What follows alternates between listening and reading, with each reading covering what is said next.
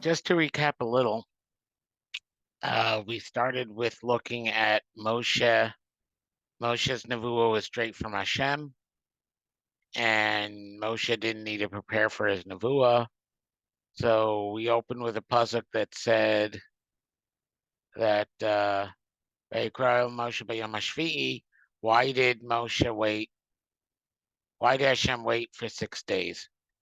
And the Ran's conclusion was that when the Gemara says that it was a binyan av for later revelations of the Shekhinah, such as on Yom Kippur or the Kohen who burnt the Paraduma, that was the only reason why Moshe went. It's not that the pasuk was a binyan av, but Moshe had no reason to go except to serve an example for later generations.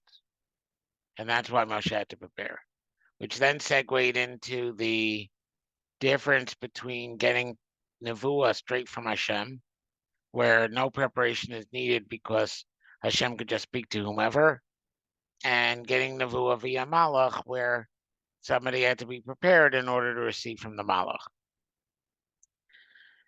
Which then got to what happens when Klal Yisrael are led by Hashem versus led by a malach. Like, for example, when Hashem threatens to leave Klal Yisrael and send a malach before them.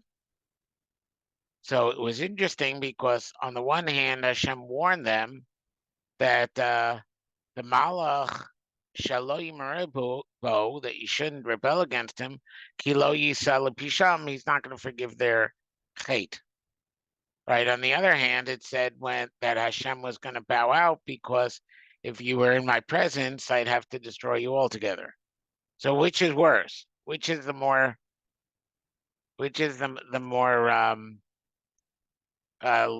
dangerous situation to be in?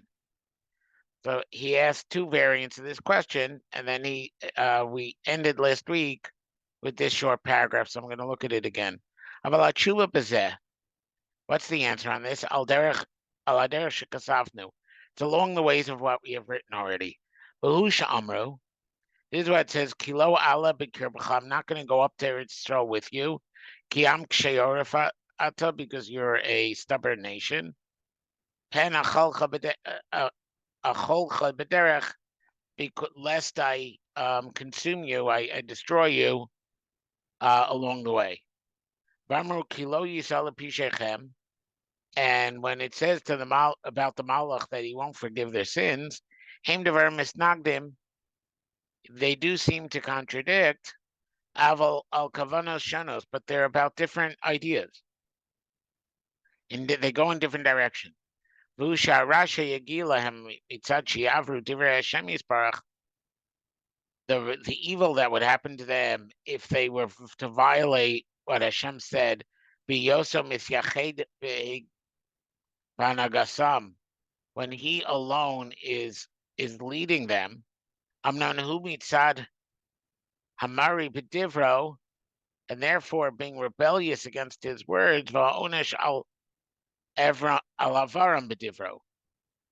When you're talking with HaKadosh Baruch Hu, there you have an onesh that comes from the chutzpah of Hashem is there and you're not listening.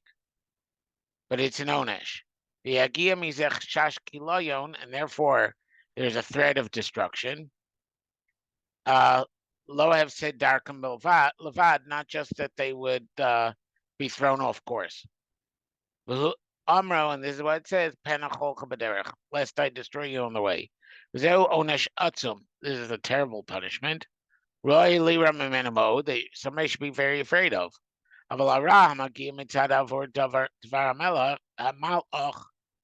evil that comes from not listening to a malach, that's not as a punishment. Like, we're not obligated to listen to the malach, so it's not a punishment if we violate the malach. Aval al-tzad sheyisbalbel hashefa, you're going to mess up the divine outflow. Vasidor hamagia lahem imenu, and the whole arrangement by which we get that outflow. im hiyoshi efshar tikuno, and if it couldn't be corrected, if we messed up in a way that we couldn't line up with what the Malach was trying to do anymore, not as big of a danger. As if Hashem were, personally, Barnagasam, ruling us, right? Then they'd be in danger of total destruction. So when you're dealing with hashgacha via a malach, so then there's a whole causal chain, and there has to be a producer and a consumer, and the consumer has to be ready to connect to the producer, because we're dealing with causality. So things have to work logically. When you're dealing with direct influence from HaKadosh Baruch Hu, then it really doesn't matter what situation you're in. You're going to get what Hashem's ready to give you. But then you run the threat of being in the presence of Hashem and not listening, being a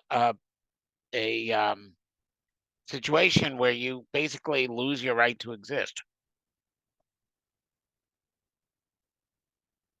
Because, if existence is all about the divine will, if you're not violating the divine will, then a person could lose their right to exist. So that is how he starts this development of the idea of the difference between being influenced directly from HaKadosh Baruch Hu and when there are malachim along the way. So now he's going to explain that at more length. If Hashem is personally leading them, what happens if they rebel against his word? The bad that happens to them happens as a punishment. And in a way, it is more lenient. In a way, it ends up more stringent. How is it more stringent? Onesh gadol must be kolosam, because it could be that they could become deserving of a terrible punishment that is great enough to destroy them. And that's why it says, maybe I'll destroy you along the way. And how does it end up more lenient? Hashem wants to forgive their sin. They'd be ready to receive his shefa. And his shefa and his leadership, like they originally did. Because shefa that comes from Hashem, without any intermediary, does not depend on whether or not the recipient is ready, like I wrote already. And Hashem, out of pity on Bnei Israel, and from his fear, maybe they will, they'll be caught in the great punishment of total destruction. Therefore, Hashem wanted to send in front of us a malach. And on this side,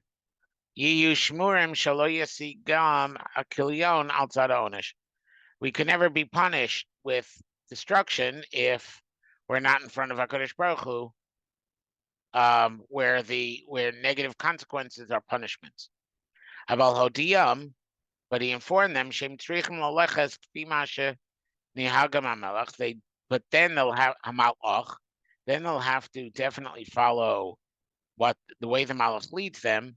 And this is why it says, guard from before him, that you do what he says.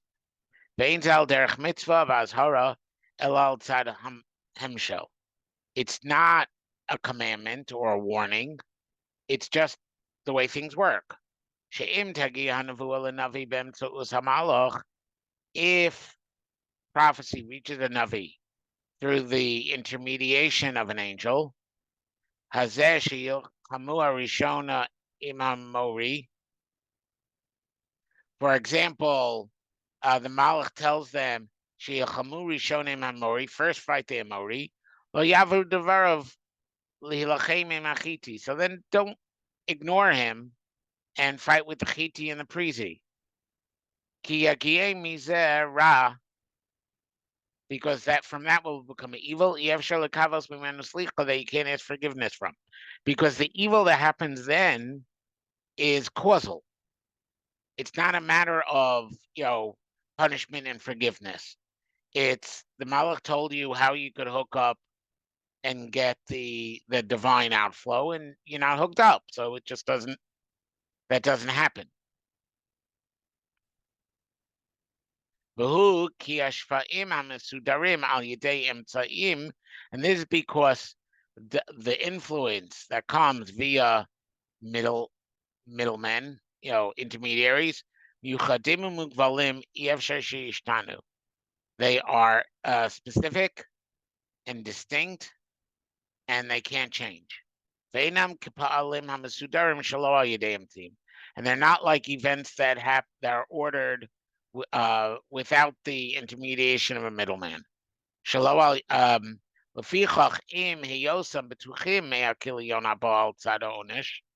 And therefore, if they were sure about the destruction that would come by punishment, so then they'd have to be careful not to get the evil that comes that's not as a punishment. But by things just not working and not being arranged correctly. Because you can't get any exchange, any change. If the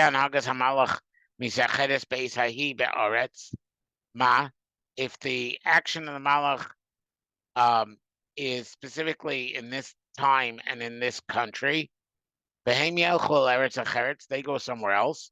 How could they fix it? It's not possible. They definitely have specific activities, and assigned to specific tasks.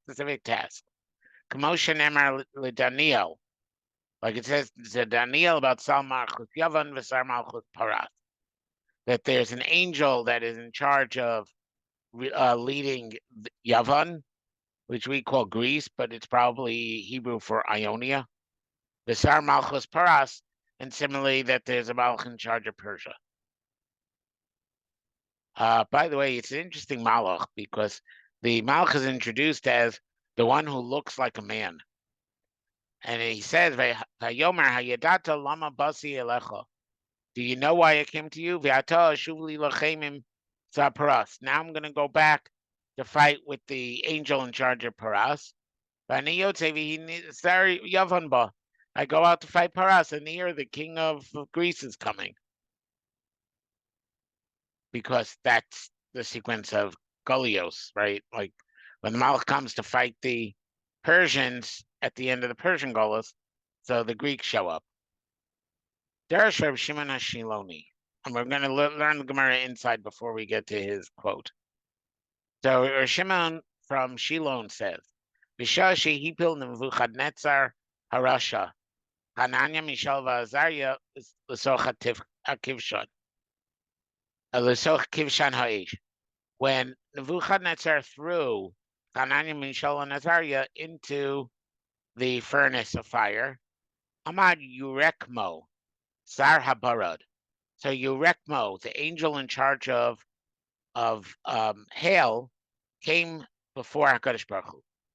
Amar Lafanavi. So he said before Hashem, Ribono Shalom, Ereid Vetzanenes HaKivshan. Let me go down and cool off the furnace. Ba'atzil Tzadikim Alalu Mikivshan Ha'esh. And then I could save the I could save the 3 tzaddikim, Chanam, Mishael, Azariah, from the fire by cooling it off. Amarlo Gavriel. So Gavriel, who we normally think of in terms of Gevura, I mean, that is what his name is. He says, Ein Gevura so shall HaKadosh Baruch Hu b'kach. They fight for HaKadosh Baruch Hu's Gevura. But Chata Sarbarad, it's not such a great, amazing thing. You're the one in charge of hail. And everybody knows that water will extinguish fire. Gavriel is, aside from being Gavriel, or as an aspect of being Gavriel, is the one in charge of fire. Let me stop fire from within. So instead of applying ice to the fire, which was Urekmo's plan, Gavriel's plan was to stop the fireness from the fire. And I'll burn up on the outside. It'll be a miracle inside of a miracle. The people outside the Kivshana Aish, they'll feel all the heat. They'll feel incredible heat. But I will cool it off inside, and thereby I will stop the fire as opposed to cooling it off on the inside. So it'll be a double miracle. Amar Kadosh Baruch Hu raid. The Kadosh Baruch Hu tells Gavriel, go down and do it. Bosasha, at this time, Pasach Gavriel Vamar, and this is at this time, Gavriel quotes a pasuk from Tehillim, Kigavar Aleinu Chasto, because Hashem's chesed is overpowering us. And notice the word Gavar, because the point of the pasuk is Gavriel.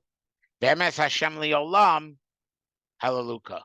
So the only quote that we see in the Gemara is the words Bemes Hashem Liolam.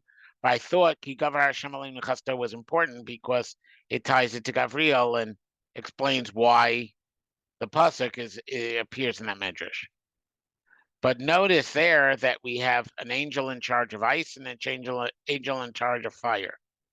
So Vamar the Perak Avri Psachim. So that's how the Ran's going to use it. We looked at this already. Hine Mevuar, so therefore it's explained. She'im lo al derech pella.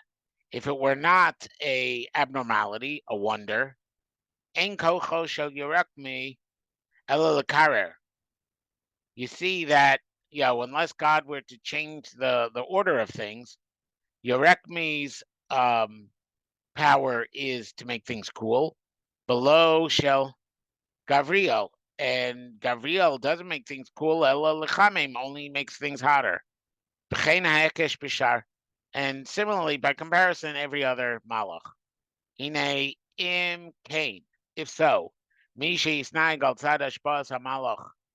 therefore, somebody who is being treated by the outflow via an angel, im yishana b'tzad kibul ashba'aso, if he changes anything that he's supposed to do in order to receive that outflow, there's no way to repair it and get his shefa. And that's why it said that the angel cannot forgive your sin. Because it's not about sin and punishment, it's about cause and effect. And the causal piece isn't there. I want to point out something. Notice that he talks about the shefa through malachim as having rules. Remember, it's been a while, but remember in the last Derashah, we saw that the Ran's take on how miracles don't show a flaw in creation. Remember, he asked why, why would you ever need miracles? I mean, most of the Rishonim ask this. They have a problem with miracles. We think of miracles as big proof that there's a God. And the Rishonim thought of miracles as imperfect creation. Why would you need to tweak anything? And the Ran's answer to that question was that miracles follow their own order.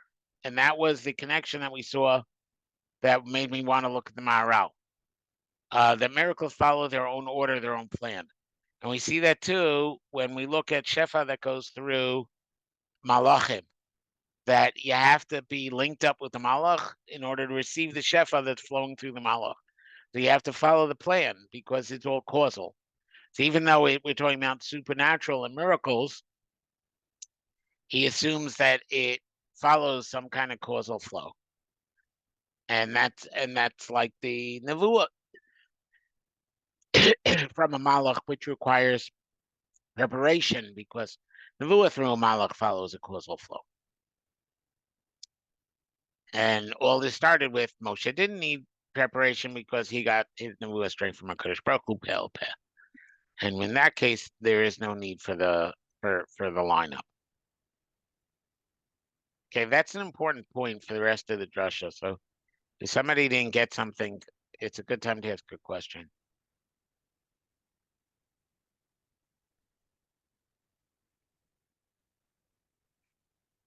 Okay, so we'll look at the Ramban down here in the footnote. So the pasuk says, "Vayomer Moshe el Hashem."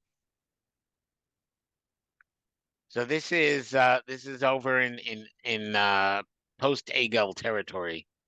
So Moshe says to Hashem, "Re'eh ata omer elai, behold, you're telling me, Halas ha'amazeh, go bring this nation up. Bato lo hodatani, Esar shetishlach imi. But you didn't tell me who you're going to send with me.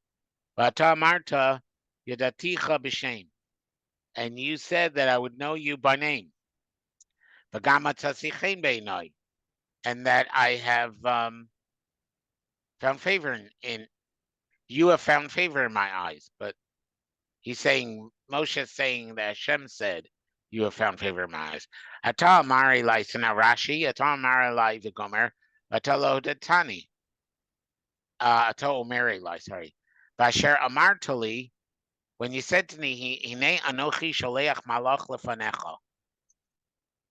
Behold, when you said to me, behold, I will send a malach before you, and not, this is a parak earlier when they were actually sinning, and not go directly with them. Ein zo hodah, shein ani chafetz ba. I'm not agreeing. I don't want it. Moshe is rejecting that offer. And now let's look at the Ramban. So the Ramban says, this quotes this Rashi and then says Lashon Rashi. Okay. But it doesn't really fit the words. But Ode, Kilama Yomar Ato Kain. Why would it say this now? Shatak bimenu. The Rashi has the pasuk in Perek Lamed Gimel referring to what Hashem said in the pasuk in Lamed Beis. So if Moshe was objecting to Hashem sending a malach, why didn't Moshe object when Hashem originally said it? Why is he only objecting now, a parak later, when the conversation resumes? Now that it's after the egel, now he's going to try to get more than he got the first time? That makes no sense. So how does he understand this? In contrast to Rashi, Kadosh Baruch Hu Omar Bekan LaMoshe. Kadosh Baruch Hu said, "Hear to Moshe, v'shalachti lefanecha malach. I'm going to send a malach before you." Moshe Omar Lo. So now he's not referring back to Perek Lamed Beis. He's referring to the same conversation, Perek Lamed Gimel, 10 pesukim earlier. Moshe Omar Lo. Moshe said to him, Lo hadatani mi hu hamalach shetishlachi mi. Okay, you just told me you're going to send a malach. Who? You didn't tell me who. And who malach harishon shimcha bikirbo? Is he the first malach that your name is in his midst? And at this point, the Art Scroll commentator starts talking about Metatron. I don't see why we have to talk about specific malachim here, but he's talking about a primary malach. The Christians call it an archangel, that is, in the divine presence, as opposed to just a messenger. But okay. This is the reason why Viata Amarta Yadaticha B'Shem. And this is why this is why Moshe continues, you said you'll know him by name. Yadatani v'ramamtani b'shimcha. That you knew me and you raised me in your name. V'chein Amar Rav Avraham Imid Ezra. Ve'aldato hamalach asher yivcharu bo hu Michael. And according to Ibn Ezra, the malach was Michael. Havein betov sichlo b'psukim. Therefore, look closely at his psukim. Ki hamalach harishon ratzui l'Moshe Yisrael. The first malach proposed was a good idea for Moshe and Yisrael, in Moshe and Bnei Yisrael's opinion. Avalo yuchal adasa emes, but they couldn't know the truth. Kilo shama v'lo yinave. They didn't listen, and they're not prophets. So let's look now at the Ran's. The Ramban didn't like Rashi's take. The Ran doesn't think Ramban has such a great question. Ramban's question was, why did if this is all one complaint, like Rashi says, or even if it's two complaints, why does Moshe first complain now and he didn't complain back by Mamad HaSinai about this sending a malach idea? And Ramban Hiksha Khan. So the Rambam asks here, Lama lo hispala Moshe Khan shaloti yehanagas al yidei malach. Why didn't he say over here, like he does later, that he doesn't want to be he doesn't want to be led via malach. Like he davens after the ego. So why is it before the ego he's okay with the malach, and after the ego he's not okay? So according to the Ramban, what was in the Ibn Ezra, what's the difference? There's different qualities of malach. The Ibn Ezra says it was Michael, and Michael's okay because that's more direct.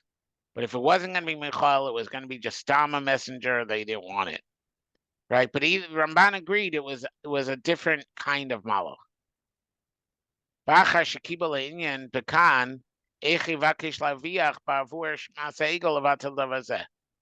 now it's really weird because now after the Egel, Moshe is suddenly asking for more.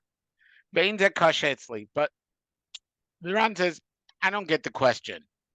For me, there's no problem. Moshe didn't say over there that he's going to leave them. So his argument is that at Har Sinai, when Hashem said, I'm going to send a messenger, he didn't say instead of me. So the Klal Yisrael had no problem. Will be led by Kadosh Baruch Hu and the Malach. Right? That's not. In other words, their complaint wasn't that the Malach was coming. Their complaint was, like said to Moshe after Maraseh Ego, that the angel was instead of God, not in addition to God. So according to the Ran, I mean, you look at the words, it's pretty compelling that the thing Moshe was complaining about, and the reason why he only complained after the Egel about being led by a Malach was because Hashem said, Lo elcha, that Hashem was not going to be joining us. He had no problem in Har Sinai with a Malach because Hashem never said it was instead. He just said there would be a Malach. Could have been in addition. Even though he said, I'm going to send a Malach, that doesn't imply, that doesn't require that Hashem wouldn't be there. Because we have another example at Makas Pachoros, where Hashem says, I'm going to pass through the land of Mitzrayim. But Dirshu Rabbeinu Zal, and what did Chazal say? Ani v'lo malach. We say in the Nagada. Hashem's going to go through Mitzrayim, I am not a malach. Bafal Pikain, even so, we have a medrash that says in Mechilta, sorry, was Ani v'lo malach. We have a medrash that says, it isn't Mechilta, it's just later, I'm sorry. We know that Malachim came to destroy with HaKadosh Baruch Hu.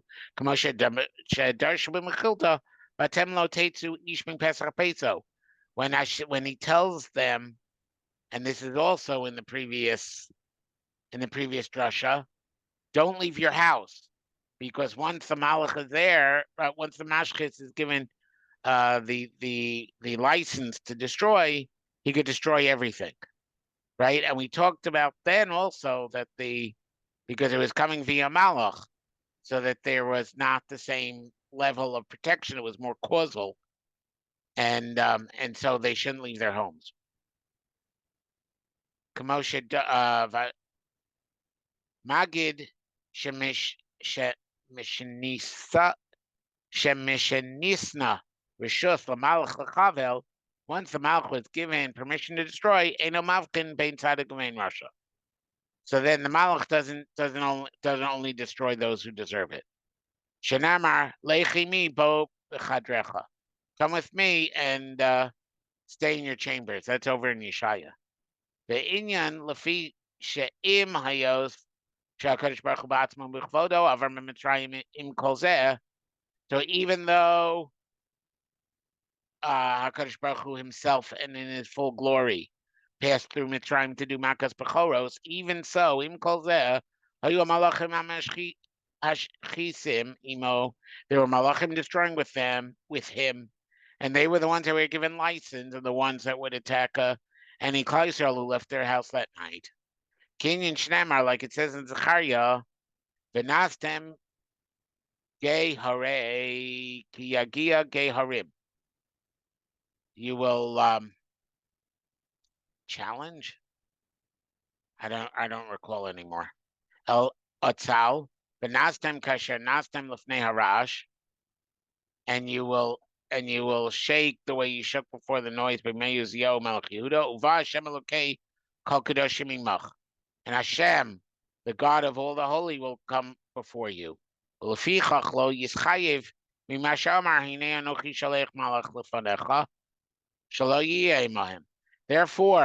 the first time at Har Sinai, when he said, I'm going to send a malach, there was no reason to conclude that meant that Hashem wasn't coming.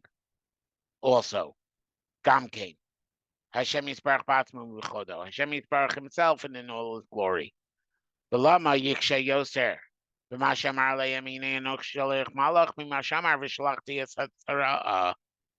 would they be more bothered by Hashem saying, I'm going to send a malach, than when Hashem said, I'm going to bring a horde of wasps to chase away the Canaanim before you even start fighting them? There's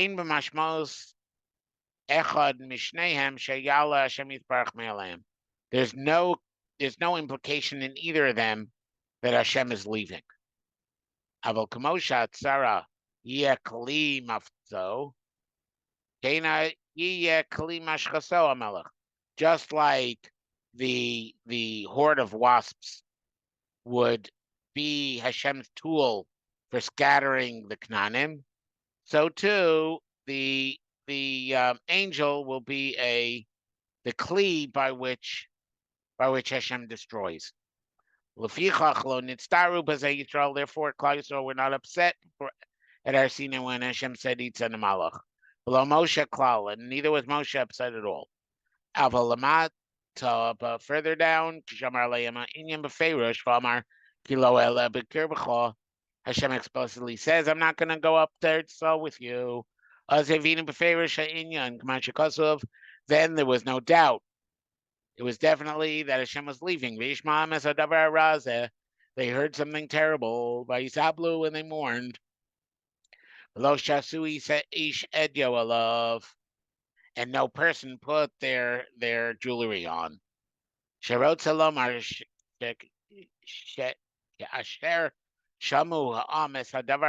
the people heard this terrible thing, and that Hashem's hashgacha would leave them.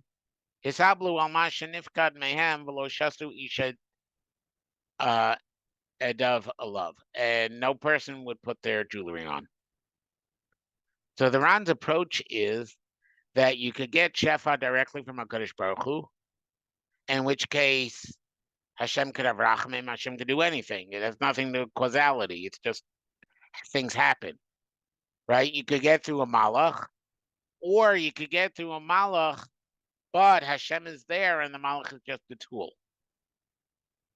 We didn't discuss the causal dynamics of that, But he did say that one example was Marcus Bechoros, and in Marcus Bechoros, the Mashchis, the angel that was Hashem's tool for killing the Bechoros, would kill a Jew who left his house, which implies the whole causal thing.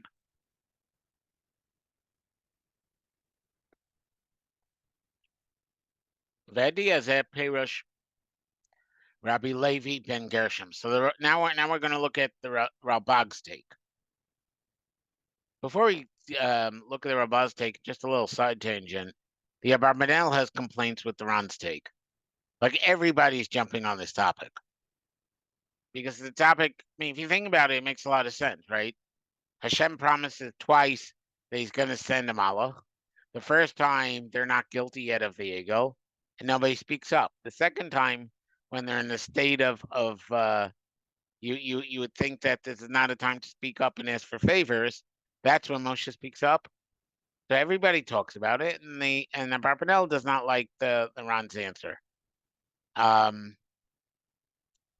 idea is that Parish Ralbag, Shehu Adi, these ornaments, which I call jewelry, what are they? Shanasan lahem b'matan Torah. It's the ones that were given to them at the given the Torah. Bu animus hatoriyi. This is the Torah way of life. I know the translator uses ethic, but ethic is usually musar. So I'm going to go with the Torah way of life. Shu edi shleim. Pardon? Conduct, maybe? That was what I was thinking. Conduct is a good one, yeah. It's almost conduct. You have the art scroll on the passenger seat? Or you're driving and you can't look? No, I came up with that one all by myself. Okay, no, I'm driving. No, now that you're bouncing, I realize you're moving and you shouldn't be reading. Yeah. But before I didn't see the bounce because I can only see the people out of the corner of the eye from reading. Okay, so anyway. Red light. Okay, right, so it's the Torah lifestyle. That's the Torah conduct. Shehu adi, it's a ornament. It's jewelry-ish. Ushleimus, right? Lemi sheyisnaigbo. And it provides completion, wholeness to those who follow that way of life, that behavior. Ukvar bir zeh ha'inyan achar zeh, bir zeh ha'inyan achar zeh. And he goes on to explain the next step after this. Bamar shehim isnatzlu hadi shaya lahem mehar chorev. They removed the ornament that they received at har chorev. Kolomar, as to say, shesiru tzavaram mitachas ola Torah. They rejected the old Torah. So according to him, the ornaments are Torah-based behavior. And when they rejected the ornaments in mourning, they basically decided, okay, we're not the nation to get the Torah. Vasiba haisa, why? Lazavam ola Torah, for them to leave the ola Torah. Shekfar huvtechu b'kabbalasam ola Torah, because they were already promised when they accepted ola Torah, shashkachas Hashem yisbarach to davek b'hem. Remember that now we're back to the whole Masa Bereshis thing, that by accepting all the Torah, they get above nature, they get to see where nature comes from, and therefore they get more hashgacha. Ibnei HaTorah, because of the Torah, because Sherosh and Nifkad Mehem Zatachlis, and when they saw that they weren't going to get that divine providence, Kamosha Ein Toelas Lahem B'Torah, then why do the Torah? V'haya Lahem Mari Sheni. So this became a second form of rebellion. So they rebelled the first time with the ego. Then they rebel a second time because, hey, if Hashem is going to reject, is going to not give them direct hashgacha, then why bother doing this Torah thing? Hey, what? No reward. And this is when Hashem says to Moshe, Amoral b'nei Israel, go tell the Jews, Atem am ksheyoref, you're a stubborn nation. Lo tuchlu l'tzeis midos seichem hanifsados, and you can't get out of your defect, your destructive ideas. asher godalta aleihem, that you grew up with. Zeyi yasiba she'im ela b'kirbecha, and that's the reason why, if I go up with you, zman muad, even a little time, yasikecha kiloyon, destruction will catch up with you. Because the punishment which I'll bring them, mehamarkas p, from let's see, what was it? From Marcos, I lost it again. I had it, I looked it up, but I thought it was obvious at the time and didn't write it down. From something that my mouth says. Viata Hosafta lechto, now you sin more. Ulahorid edecha me'alecha, and you're taking off that beautiful ornament of the of being a Torah obedient person. You're taking that beautiful ornament off. And I'm asking Google Translate.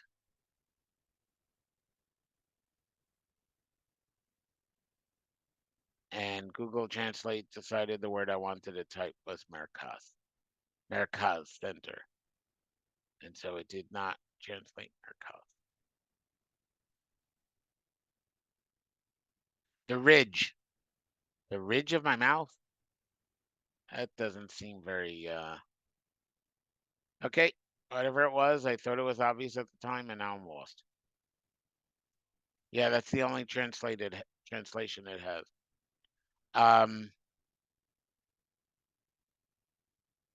Kimilas hurad, the word hurad, as in to go down, hu makor. It's the infinitive. In other words, we're saying it's not an event, it's a reference to going downness. Ukilu ba bitmiya zeh halashon. And it's like it's a lashon bitmiya. It's a he doesn't mean it outright, he means it in amazement. I know what I'll do with you. V'amar, v've'ela shemos rabba, mahu edecha, what are your ornaments? Rabbi Shimon bar Yochai Omer, ben Yochai Omer, kli zayin, shenasalam HaKadosh Baruch Hu, weapons which Hashem gave them, Shemer Mefarish Chakukalov, which had the Shemer Mefarish engraved on it.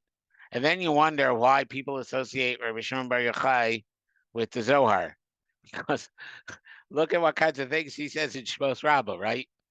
The ornaments were weapons that had Shem Hashem on them. But his Palal Moshe Levatel Gzera Ra'azos. So then Moshe asked that the Gzera be repealed. Lo Shlichos Hamalach, not the sending of the angel. Aki im shalo ele b'kirbechad, the other half, the I won't go with you part. Kamro im ein panecha holchim al taleinu mizeh. If you're not coming with us, why take us out of here? Lo amar shalo yale imahem hamalach, and didn't say anything about don't bring the malach. Klamar shalo yisnam al hanhagas hamalach. He wasn't protesting to the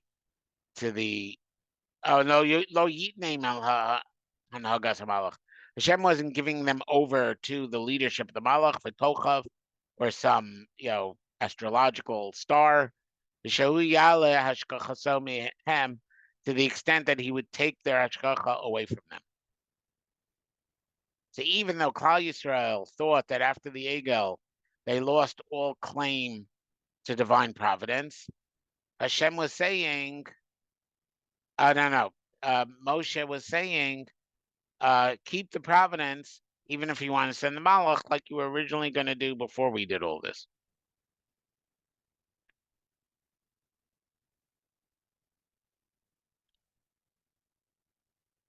But what's the big problem? Why did Hashem say that he wouldn't come with us?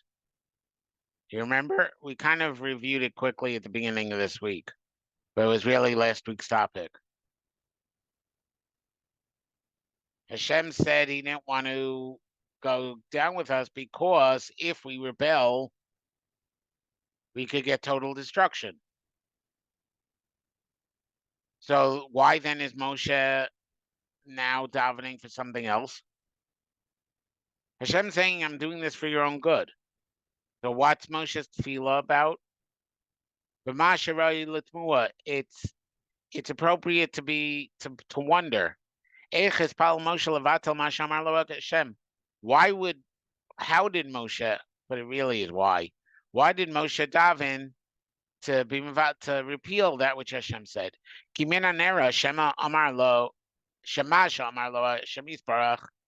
would seem that what did Hashem tell them? I'm not going to go up from you. Al Yisrael. He said it out of his pity on Bnei Israel. Because Hashem was afraid, so to speak, that destruction would catch up with Bnei Israel. According to their bad ways, if he was among them. And the words of the pasuk imply this. Make this a necessary conclusion. Kilo Amar, because Hashem didn't say, the pasuk doesn't say, Kilo Ela Bikir B'cha, I'm not going to go up with you, Yam Ksheyorefata. Bilvad, it doesn't just say that. Aval Hosif Amar Penach Baderech, because that's why it adds at the end, lest I destroy you along the way. The pen tells you that Hashem is trying to avoid destruction. And any Omer Dover Zemitzadatzmi, I'm not doing this for my own kavod. Out of pity for you, Lama Lamasha Yikrecha Mize, because I'm afraid of what could happen to you from this. Also, it is another indication. Lamasha Hishiv Hashem Yisbarach Moshe Acharshin Nitzdar Yisrael Al Ha'inyan. What Hashem replied to Moshe when Bnei Israel were all upset that Hashem was going to leave them, abandon them to Malach. Moshe Kosov, like it says, Vayishma ha'am es ha'davar hara hazeh vayisablu. Bnei Israel heard this terrible thing and they mourned. Hashem Hashivam, Hashem answered, Moshe Kosov, like it says, Vayomer Hashem Moshe Amar Bnei Israel. This is what you should tell the Jews in response. Hatem am ksheyoref. You're stubborn. Rega echad ala b'kir b'cha. If for 1 minute, if I were with you for just 1 minute, who kamro, it's as though he said, Al titztaru, but said, don't be upset about this. Kine kafiyan chem yoser tov. The way things are for you, it's better for you. Lachem zeh. This is better for you.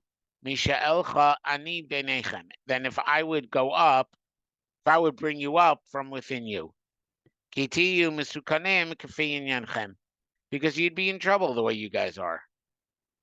After this, Moshe, how did Moshe daven v'amar im ein panecha holchim, if your face doesn't go?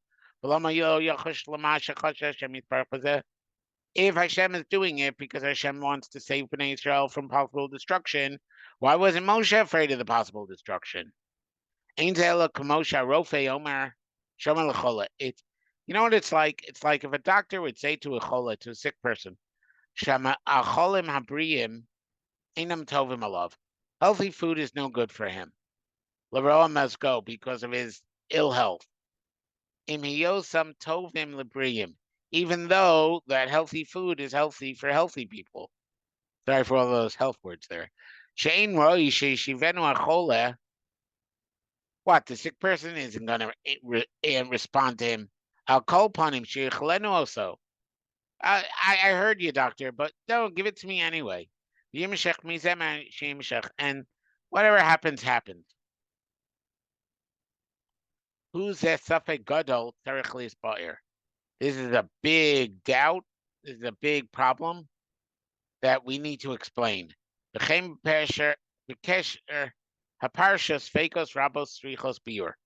we're going to get 3 more. He says rabos, but there's lots of questions that need answering.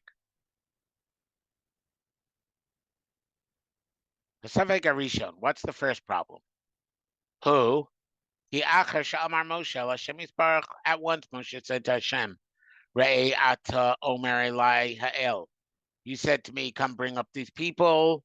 He should have immediately done Lomar im ein panecha holchim. Why didn't he say that back earlier? Bine lo azakain. He didn't do that then. Aval omar ve'ata im namatzazichem beinecha.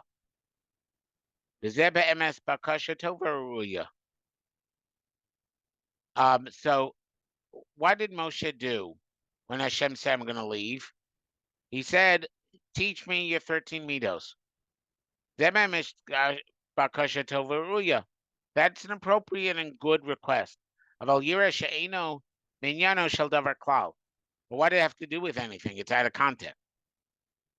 Hashem says, I'm going to leave Bnei Yisrael to a malach, and Moshe says, okay, show me how you act. Hasafek Hasheni, what's the second problem?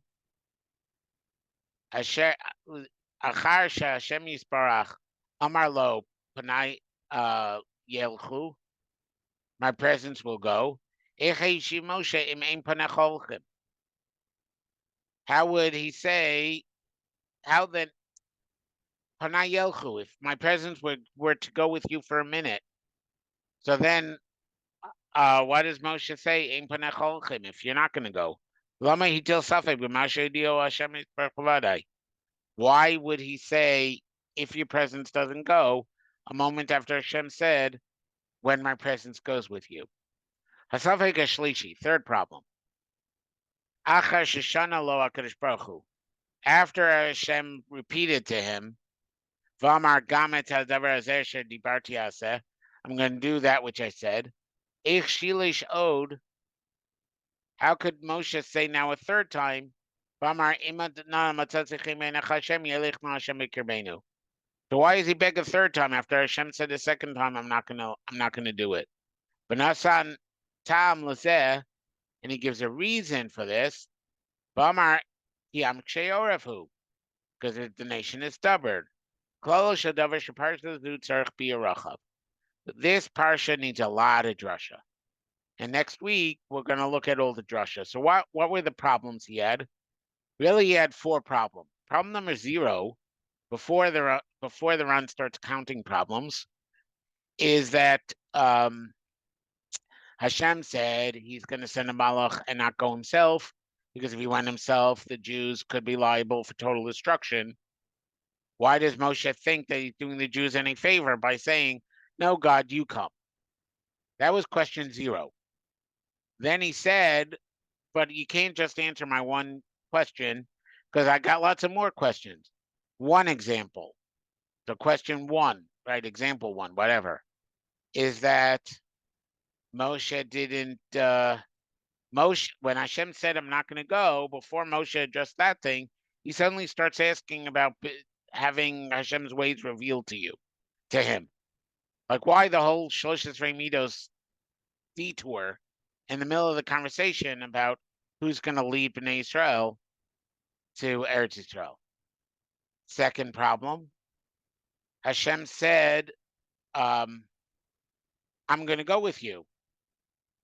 And Moshe says, but if you're not going to go with us.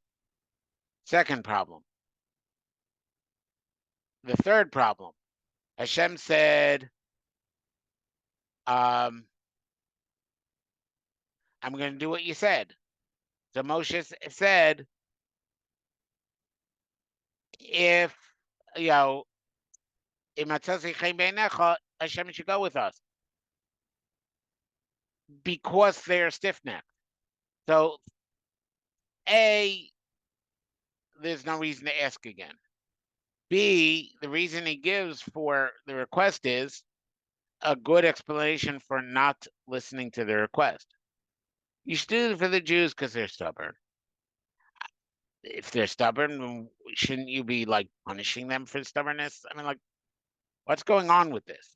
Okay.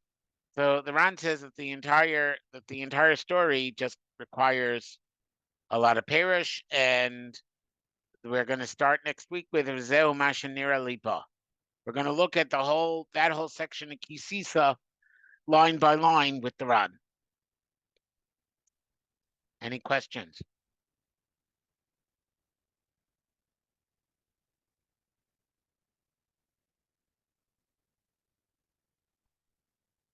Okay. Well, did he get to the?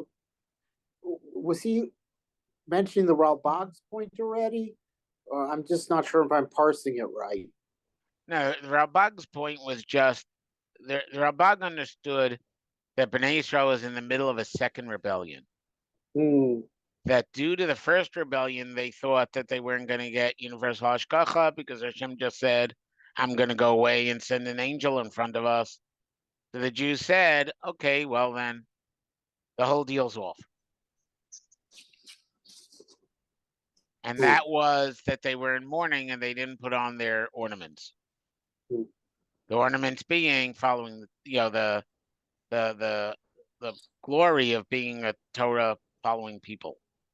Not physical. Right. That was the way the Ralbag understood it. Right. I mean, they gave their earrings to the Egel, whatever that means, but they presumably had some other jewelry. No. According to Ralbag, we're not talking about jewelry. Okay. We're talking about behaving like the way the Torah tells you to behave. Got it. And therefore, the Ran is trying to tell you that this whole Perek Lamed Gimel is like really, really hard to understand. And if you follow the Ralbag, it's really tough because right now God is, Moshe is bargaining with God as the Bnei Yisrael are going, well, if that's the deal, I'm quitting. I should read Rabbi Kolach, Jonathan Kolach's book about the Mefarshim, Volume 3, his whole thing on Ralbag, which I should probably read to get more of his methodology. Yeah. I think that's on Yitro. Interesting. So he cites the Ralbag, even if he may think he's a bit too rationalist. I mean, we had last time that he had a run-in with the Ralbag, but not like the Maral did. Yeah, no, yes. The Ralbag is very rationalist. I mean, the Ralbag makes the Rambam look like a mystic. I mean, Yeah. Yeah. But it's interesting. I mean, again, like Ramban said at Ibn Ezra, even though he differed sharply, Well, no, he may have used Ibn Ezra as a foil. Yeah, but he still, he didn't read him completely out of the parsha. I mean, out of the machaneh, as it were. So it's inspiring to see how, he still drew on him even while questioning him sharply.